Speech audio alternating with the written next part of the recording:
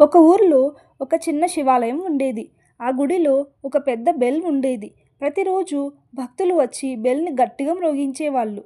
Sound లౌడ్గా వచ్చేది. కానీ ఒకరోజు బెల్ చైన్ లూజ్ అయిపోయింది. బెల్ మ్రోగితే సౌండ్ సరిగ్గా రాలేదు. భక్తులు అన్నారు, బెల్ పనికిరాదు, చేంజ్ చేయండి అని. కానీ కాసేపటి తర్వాత ఒక చల్లని గాలి వీచింది. భక్తులలో ఉన్నటువంటి ఒక వ్యక్తి ఆ బెల్ని అబ్జర్వ్ చేయడం స్టార్ట్ చేశాడు. చల్లటి గాలికి బెల్ స్లోగా, సాఫ్ట్గా మ్రోగింది.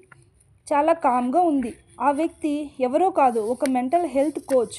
ఆయన ఆ బెల్ని తీసుకుని వెళ్ళి తన మెడిటేషన్ సెషన్స్లో బెల్ ద్వారా వచ్చే కామ్ అండ్ సాఫ్ట్ సౌండ్ని థెరపీలాగా యూజ్ చేశాడు. దానితో చాలామందికి యాంగ్జైటీ, డిప్రెషన్ లాంటి ప్రాబ్లమ్స్ హీల్ అవ్వడం స్టార్ట్ అయ్యాయి. కాబట్టి నువ్వు యూజ్లెస్ అన్నవాళ్ళు మన చుట్టూ ఉన్నప్పుడు మనలో ఉన్న ట్రూ వాల్యూ స్టార్ట్ అవుతుంది. నువ్వు చూస్ చేసుకోవాల్సిన సమయం వస్తుంది. నీ పర్పస్ తెలుస్తుంది. నీ లైఫ్ రీడైరెక్ట్ అవ్వాల్సిన సమయం వస్తుంది.